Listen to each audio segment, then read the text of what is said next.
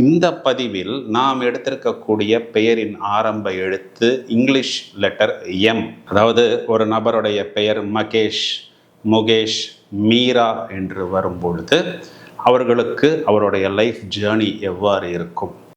இப்போ பெயரின் ஆரம்ப எழுத்து எம் அப்படின்னு வரும்பொழுது இவர்களுக்கு உள்ளொன்று வைத்து வெளி ஒன்று பேச தெரியாது. நிறைய பேர் நீங்கள் தமிழ் பேர்லாம் வச்சுருப்பாங்க, பார்த்துருக்கலாம். மாணிக்கம், மாணிக்கவேல், இந்த மாதிரி பேர்லாம் வரக்கூடிய நபர்கள்லாம் ஒரு தலைவர்களாக, அதாவது இவர்களையெல்லாம் நம்ம ஒரு கூட்டத்துக்குள்ளே வச்சு அப்படியே ஒரு 100ஓட 1 101 ட்ரீட்மெண்ட் பண்ண முடியாது. ஓரளவுக்கு புகழ்ச்சிக்கு மயங்கக்கூடிய நபர்கள், நீ இல்லைன்னா என்னால் முடியாதுப்பா அப்படின்னு சொன்னால் கண்டிப்பாக இறங்கி வந்து அந்த வேலையை செய்து கொடுப்பார்கள். அதற்கு பிறகும் நாம் அவர்களிடம் ஒரு விசுவாசத்துடன் இருக்க வேண்டும் என்பதை கண்டிப்பாக எதிர்பார்ப்பார்கள். இதில் ஒரு சில பேருக்கு இந்த ஃபினான்ஷியல் இந்த இன்வெஸ்ட்மெண்ட் சம்மந்தப்பட்டதாக, இந்த கிரிப்டோ கரன்சி, இந்த மாதிரியான விஷயங்களில் நிறைய லாஸ் ஏற்பட்டிருக்கு. அந்த லாஸை கூட பகிரங்கமாக வெளியே சொல்ல மாட்டார்கள். போனது போயிடுச்சு, எப்படி அதிலிருந்து வெளியில் வர்றது அப்படிங்கிறக்கூடிய அந்த பாசிட்டிவ் வைப்ரேஷன்ஸ் இருக்கும். அதை நோக்கி அவர்களும் வெகு எளிதாக வெளியே வந்து விடுவார்கள். ஏனென்றால் இவர்களுக்கு அந்த வருமானம் வர ஆரம்பித்து விட்டால் இவர்கள் பயணிக்கும் வேகம் தெரியாமல் மின்னல் வேகத்தில் பயணிக்கும் பொழுது சில பிரச்சனைகளையும் சில சங்கடங்களையும் சில நேரங்களில் சில தண்டனைகளை கூட சந்திக்க நேரும். ஹாய் எவ்ரிவன், இந்த பதிவின் மூலம் ஒரு நபரின் பெயரின் ஆரம்ப எழுத்தை வைத்து அவருடைய ப்ளஸ் என்ன, மைனஸ் என்ன, அவருக்கு ட்ராவல் எவ்வாறு இருக்கும், அவருடைய லைஃப்பில் எந்தெந்த விஷயங்களில் அவர் அதிக கவனம் செலுத்த வேண்டும் அப்படிங்கிற விவரங்களை பார்க்க போகிறோம். இந்த பதிவில் நாம் எடுத்திருக்கக்கூடிய பெயரின் ஆரம்ப எழுத்து இங்கிலீஷ் லெட்டர் எம். அதாவது ஒரு நபருடைய பெயர் மகேஷ், முகேஷ், மீரா என்று வரும்பொழுது அவர்களுக்கு அவருடைய லைஃப் ஜேர்னி எவ்வாறு இருக்கும்? இந்த எம் என்கிற ஆங்கில எழுத்து, இதுக்கு நியூமராலஜியோடைய வேல்யூ பார்த்தோம்னா நம்பர் 4. நம்பர் 4 ரெப்ரசன்ட்ஸ் த பிளானட் ராகு. ராகு என்ற கிரகத்திற்கு இந்த எழுத்து கொடுக்கப்பட்டுள்ளது. அதாவது அதிகமாக எம் அப்படிங்கிற பெயரின் தொடக்கத்தில் வரக்கூடிய நபர்களை நாம் சிம்ம ராசியிலும் கொஞ்சம் கடக ராசியிலும் காண முடியும். இதை தவிர சில ராசிகள் சில நட்சத்திரங்களில் கூட வைப்பாங்க. மெஜாரிட்டி ஆஃப் த பீப்புள் சிம்ம ராசியில் பார்க்க முடியும். சிம்ம ராசினாவே உங்களுக்கு நன்றாகவே தெரியும், அதன் சின்னம் சிங்கம். சிங்கம் அப்படிங்கிறது ஒரு ராஜா, தனிக்காட்டு அரசனாக இருக்கக்கூடியது. இந்த ரம், வம், அம், இந்த மாதிரி ஒரு மெய்யெழுத்தாக வரக்கூடியது தான் இந்த எம் அப்படிங்கிற எழுத்து. உடலில் ஒரு விதமான உஷ்ணத்தையும் வேகத்தையும் அந்த நபருக்கு கொடுக்கக்கூடிய எழுத்து. இப்போ பெயரின் ஆரம்ப எழுத்து எம் அப்படின்னு வரும்பொழுது இவர்களுக்கு உள்ளொன்று வைத்து வெளி ஒன்று பேச தெரியாது. ஒரு விடாமுயற்சி, மீண்டும் மீண்டும் மீண்டும் முயற்சித்து தங்களது முயற்சிகளில் வெற்றி பெறக்கூடிய அமைப்பாக வருகிறது. பொதுவாகவே இவர்கள் எதற்கும் எவரையும் எங்குமே எதிர்பார்ப்பதில்லை. ஒரு நபர் வரல அப்படின்னா இவர்களாகவே அந்த ஒரு ரோல்ல போய் இறங்கி அந்த வேலையை செய்து விடுவார்கள். ஒரு அத்தாரிட்டேட்டிவ், ஒரு அதிகாரத்தன்மையுடன் தான் தங்களது விஷயங்களை வெளிப்படும். நிறைய பேர் நீங்க தமிழ் பேர்லாம் வச்சிருப்பாங்க, பார்த்துருக்கலாம். மாணிக்கம், மாணிக்கவேல், இந்த மாதிரி பேர்லாம் வரக்கூடிய நபர்கள்லாம் ஒரு தலைவர்களாக, அதாவது எந்த தொழில் எந்த துறையில் இருந்தாலும் முன்னோடிகளாக இருப்பதைத்தான் இவர்கள் அதிகம் விரும்புவார்கள். ஒரு பிரபுத்துவம், தானத்துவம் நிறைந்த நபர்களாக நாம் இவர்களை காண முடியும். இவர்களையெல்லாம் நம்ம ஒரு கூட்டத்துக்குள்ள வச்சு அப்படியே ஒரு 100ஓட 1 101 ட்ரீட்மெண்ட் பண்ண முடியாது. இவர்களெல்லாம் தனித்து நிற்கக்கூடியவர்கள், ஓரளவு இண்டிவிஜுவலிஸ்டிக்காக தங்களது ஆற்றலை வெளிப்படுத்தக்கூடிய நபர்கள். M for mastermind, M for marketing என்று எடுத்துக்கொள்ளலாம். It also represents growth and grasping power. They get exposed to all subjects. எல்லா சப்ஜெக்டையும் பற்றி அவர்கள் நன்றாக தெரிந்து வைத்திருப்பார்கள். இவர்களுக்கு இவர்களே குருவாக இருக்கக்கூடிய நபர்கள் அப்படின்னு நாம் இவர்களை பற்றி சொல்லலாம். They also get good development and ஒரு விஷயம் அவர்களுக்கு பிடிக்கவில்லை, ஒட்டவில்லை அப்படின்னா ரொம்ப பெருசாக சண்டையெல்லாம் போட மாட்டார்கள். நாசுக்காக நவந்து விடுவார்கள். அவ்வாறு நவந்த பிறகும் ஒரு லைட் டச் அந்த நபருடனோ இல்லது அந்த ஒரு கம்பெனியுடனோ வைத்திருப்பார்கள். என்னைக்காவது அந்த நபரோ அந்த கம்பெனியோ ஒரு விஸ்வரூப வெற்றி வந்துருச்சு அப்படின்னா நமக்கு வரக்கூடிய ஆதாயம் போயிடுமே, அந்த ஆதாயத்தை இழக்க வேண்டாம். சந்தர்ப்பத்தை எவ்வாறு நமக்கு சாதகமாக மாற்றிக்கொள்வது அப்படிங்கிறதுக்காக ஒரு லைட் டச் வைத்திருப்பார்கள். தன்னை சார்ந்தவர்களுக்கும் சேர்த்து இவர்கள் பிளான் பண்ணுவார்கள். தனிப்பட்ட முறையில் அவங்க மட்டும் டெவலப் ஆகணும்னு அவர்கள் நினைக்கிறது கிடையாது. அவர்களுக்கு பின் இருக்கக்கூடிய அவர்களுடைய அசிஸ்டன்ஸாக இருக்கலாம், அவர்களுடைய ஃபாலோவர்ஸாக இருக்கலாம், அவர்களுக்கும் ஏதாவது ஒரு நல்லது செய்ய வேண்டும். அவர்களும் ஒரு தீமையான வழியில், ஒரு கெடுதலான வழியில் போகக்கூடாது அப்படிங்கிறதில் இவர்கள் மிகவும் கவனமாக இருப்பார்கள். விடாமல் ஒரு இயந்திரம் போல், ஒரு மிஷின் போல் இயங்கக்கூடியவர்கள். இடது பக்கம் வலது பக்கம் பார்ப்பதில்லை. எந்த ஒரு களத்தில் இறங்கினாலும் அதனை முடிக்கும் வரை ஓயாது 24/7 அதையே யோசித்து செயல்படக்கூடிய ஆற்றல் அப்படிங்கிறது இவர்களுக்கு உண்டு. இந்த ஒரு விஷயத்தினால கூட சில சமயத்தில் இவங்களுடைய குடும்ப வாழ்க்கையில் சின்ன சின்ன பிரச்சனைகள் என்பது வருவதற்கான அமைப்பு உண்டு. These people are experts in money making and marketing. ஒரு சின்ன தோல்வி வந்தாலும் அவர்கள் அதனை பெரிதாக எடுத்துக்கொள்ள மாட்டார்கள். விடாமல் முயற்சித்து இவர்கள் மேலே வந்து விடுவார்கள். பெரிதாக மற்றவர்கள் சொல்லக்கூடிய அட்வைஸ் எல்லாம் இவர்கள் கேட்க மாட்டார்கள். வேணும்னா நம்ம வேணா இவங்கள்ட்ட அட்வைஸ் கேட்டுக்கலாம். ஆனால் மேக்சிமம் இவர்களுக்கு இவர்கள்தான் குரு. இவர்கள் என்ன ஒரு ஃபார்முலாவை வைத்திருக்கிறார்களோ அந்த ஃபார்முலாக்குள் நம்மையும் இழுத்து விடுவார்கள். அவ்வாறு நாம் ஒத்து வரவில்லை என்று தெரிந்தால் ஆரம்பத்திலேயே இவர்கள் நவந்து விடுவார்கள். தே plan for a long term journey. ஒரு சின்ன ஆதாயம் எடுத்தோம் போனோம் அப்படிங்கிற மாதிரி எதையுமே யோசிக்க மாட்டார்கள். எதுவாக இருந்தாலும் ஒரு தொலைநோக்கு பார்வையாகத்தான் இவர்கள் பார்ப்பார்கள். நமக்கு இவர்களிடம் ஏதாவது ஒரு விஷயம், ஒரு ஆதாயம் ஆக வேண்டும் என்றால் ஒரு பணத்தை கொடுத்தோ இல்லை ஒரு பொருளை கொடுத்தோ நாம் இவர்களை வாங்க முடியாது. நாம் இவர்களிடம் சரணாகதி அடைய வேண்டும். உன்னை விட்ட ஆள் இல்லைப்பா, நீ தான்ப்பா எப்படியாவது பண்ணணும், எனக்கு ஹெல்ப் பண்ணுப்பா அப்படின்னு கொஞ்சம் அவர்களிடம் நாம் புகழ வேண்டும். ஓரளவுக்கு புகழ்ச்சிக்கு மயங்கக்கூடிய நபர்கள். நீ இல்லைன்னா என்னால் முடியாதுப்பா அப்படின்னு சொன்னால் கண்டிப்பாக இறங்கி வந்து அந்த வேலையை செய்து கொடுப்பார்கள். அதற்கு பிறகும் நாம் அவர்களிடம் ஒரு விசுவாசத்துடன் இருக்க வேண்டும் என்பதை கண்டிப்பாக எதிர்பார்ப்பார்கள். அன்பு மற்றும் கருணை உணர்ச்சி பொதுவாகவே இவர்களிடம் அதிகமாகவே காணப்படும். ஆனால் அந்த அன்பை கூட ஓரளவுக்கு அதிகாரத்தன்மையுடன் வெளிப்படுத்தக்கூடிய நபர்களாக நாம் இவர்களை காணலாம். அன்பை கூட ஓரளவுக்கு அத்தாரிட்டேட்டிவாகத்தான் இவர்கள் வெளிப்படுத்துவார்கள். ஒரு பளிச்சென்ற தோற்றம் இவர்களிடம் இருக்கும். நல்ல ஸ்பீடு இருக்கும். தேவையான விஷயத்துக்கு செலவு செய்வார்கள். வெளியிலேருந்து பார்த்தா ஓரளவுக்கு கஞ்சம் போல் சிக்கனம் போல் தோன்றும். ஆனால் தங்களுக்கு செலவுக்கு என்ன தேவையோ அந்த செலவை இவர்கள் செய்து கொள்வார்கள். லீடர்ஷிப் குவாலிட்டிஸ் இவர்களிடம் உண்டு.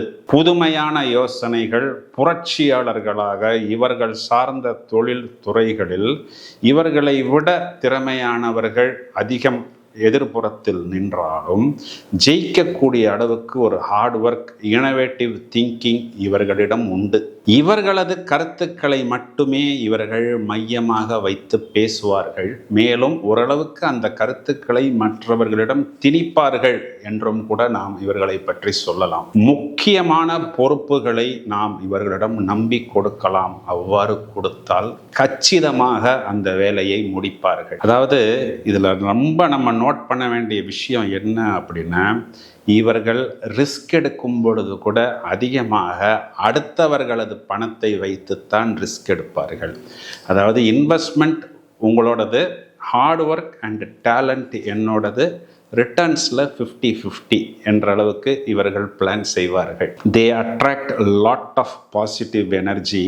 இந்த எம் அப்படிங்கிற ஆரம்ப எழுத்து ராகு என்ற கிரகத்தை குறிப்பதனால் ஒரு பெரிய அளவுக்கு இவர்களுக்கு கல்வி ஞானம் இல்லைன்னா கூட அப்டேட்டாக இருப்பார்கள். ஏன்னா இந்த ராகு என்பது ரொம்பவும் அப்டேட்டாக இருக்கக்கூடிய விஷயங்களை குறிகாட்டுகிறது.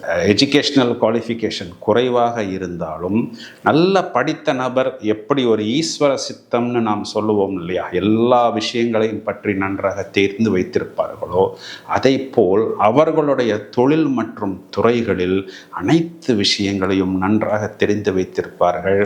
ஒரு முன்னேற்றம், ஒரு வளர்ச்சி அப்படின்னு வரும்பொழுது மளமளவென்று ஒரு முன்னேற்றம் இவர்களுக்கு வரும். அதை எவ்வாறு தக்க வைத்துக் கொள்வது? இந்த ராகு என்ற கிரகம் இவர்களை தூண்டும், அதாவது தூண்டிவிட்டு வேலை பார்க்கக்கூடிய கிரகம்தான் இந்த ராகு. சில நேரங்களில் தவறான வழிகளில் இவர்களது மனதை தூண்டும். அது தவறு என்று தெரிந்திருந்தாலும் அதை நோக்கி பயணிப்பார்கள். ஒரு காலகட்டத்தில் யாருடைய அட்வைஸும் இல்லாமல் அவர்களாகவே தங்களை திருத்தி கொள்வார்கள். இதில் ஒரு சில பேருக்கு இந்த ஃபினான்ஷியல் சம்மந்தப்பட்டமா, இந்த இன்வெஸ்ட்மெண்ட் சம்மந்தப்பட்டதாக, இந்த கிரிப்டோ கரன்சி, இந்த மாதிரியான விஷயங்களில் நிறைய லாஸ் ஏற்பட்டிருக்கு. அந்த லாஸை கூட பகிரங்கமாக வெளியே சொல்ல மாட்டார்கள். போனது போயிடுச்சு, எப்படி அதிலிருந்து வெளியில் வர்றது அப்படிங்கக்கூடிய அந்த பாசிட்டிவ் வைப்ரேஷன்ஸ் இருக்கும். அதை நோக்கி அவர்களும் வெகு எளிதாக வெளியே வந்து விடுவார்கள். They attract lot of positive energy. எல்லோரையும் நன்றாக கவனிக்க வேண்டும் அப்படிங்கிற ஒரு எண்ணம் இருந்து கொண்டே இருக்கும். இந்த எழுத்தில் இருக்கக்கூடிய நிறைய பேர் ஜாயிண்ட் ஃபேமிலியை ரொம்ப விரும்புவார்கள். யாரையும் விட்டு கொடுக்க கூடாது என்று நினைப்பார்கள். இவர்களுடைய ஸ்பீடு, இவர்களுடைய அந்த இனோவேட்டிவ் திங்கிங்க்கு ஒத்து வராமல் நிறைய இடங்களில் ஃபேமிலி லைஃப்பில் ப்ராப்ளம்ஸ் வர்றது உண்டு. இருந்தாலும் அதை பற்றியெல்லாம் அவர்கள் பெரிதாக யோசிப்பது, கவலைப்படுவது, ரொம்பவும் எமோஷ்னலாக திங்க் பண்ணக்கூடிய அமைப்பெல்லாம் காணப்படாது. ஏதாவது ஒரு ப்ராப்ளமாக உடனே அடுத்தது என்ன, அடுத்த இலக்கு என்ன அப்படிங்கிற அளவுக்கு அவர்கள் பயணிக்க தொடங்கி விடுவார்கள். கொஞ்சம் லேசாக நம்ம இவர்களை இரிட்டேட் செய்தால் கபக்கென்ற ஒரு கோபம் இவர்களுக்கு நம்ம முடிக்கிறதுக்குள்ளாவே வந்துவிடும். சலிக்காமல் உழைப்பது, திட்டமிடுவதில் எக்ஸ்பர்ட்ஸாகவும், leadership qualities and planning will be at its best. எல்லா ஃபீல்டிலும் நாம் இவர்களை ஒரு முக்கியமான பொறுப்புகளில் பார்க்க முடியும். வெரி ஹெல்த்தி அண்ட் வெல்த்தி பர்சன்ஸாக பின்னாளில் மாறக்கூடிய அமைப்பு இவர்களுக்கு உண்டு. அனுபவ அறிவு என்பது இவர்களுக்கு அதிகமாக உண்டு. இலக்கிய நாணம், சாஸ்திர நாணம், இந்த உவமைகள் சொல்லி பேசுறதுலெல்லாம் நம்ம இவர்கள்ட்ட ஜெயிக்கவே முடியாது. இவர்களெல்லாம் பேசி எல்லாம் வாதாட முடியாது.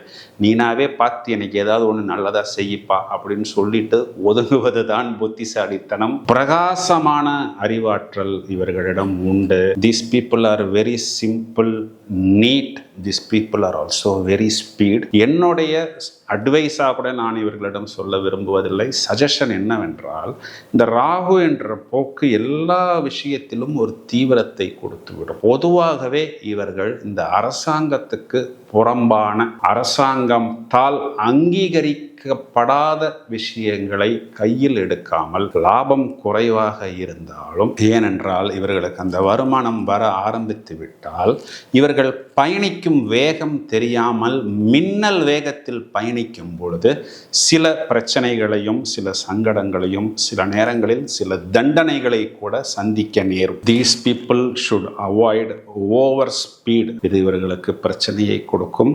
நெகட்டிவ் ஹேபிட்ஸ் இவர்களிடம் காணப்படும். முடிந்தவரை இதனை கண்ட்ரோல் செய்வது, இல்லை என்றால் இதனை அவாய்டு செய்வது இவர்களுக்கு புத்திசாலித்தனம். பேசும் பொழுது கொஞ்சம் நிதானமாகவும் கொஞ்சம் விட்டு கொடுத்து போனால் ஒரு பெரிய வெற்றி என்பது கண்டிப்பாக இவர்களுக்கு கிடைக்கும். இந்த எம் என்ற இடத்துல பெயர் வைக்கும் பொழுது ஒரு காலத்துல எல்லாம் பார்த்தோம்னா முரளி, மீரா, மோகன், இந்த மாதிரி எல்லாம் பெயர் வைப்பார்கள். முரளி அப்படின்னு தனியா கூப்பிட்டோம்னா 17 8ஆம் எண் வரும். ஆரம்பத்தில் ஒரு வெற்றியை கொடுத்தாலும் நாளடைவில் நிறைய பிரச்சனைகளை இந்த பெயரானது ஏற்படுத்தும். மீரா அப்படின்னு பேர் வரும் பொழுது, இந்த மீராங்கிறது 17 8ஆம் எண், திருமண வாழ்க்கையில் நிறைய பிரச்சனைகளை ஏற்படுத்தக்கூடிய பெயர் எண். அதே மாதிரி மோகன் அப்படின்னா 22 வரும். பெரும்பாலும் மோகன் குமார், மோகன் ராம் இந்த மாதிரி தான் பெயர் இருக்கும். ஆனால் காலிங் நேம் மோகன் வரும் பொழுது இவர்களுக்கு அதுவும் ஒரு விதத்தில் நிறைய டென்ஷன்ஸ் கொடுக்கும். அதாவது ஒரு மலமலன்னு ஒரு வெற்றியை கொடுத்தாலும்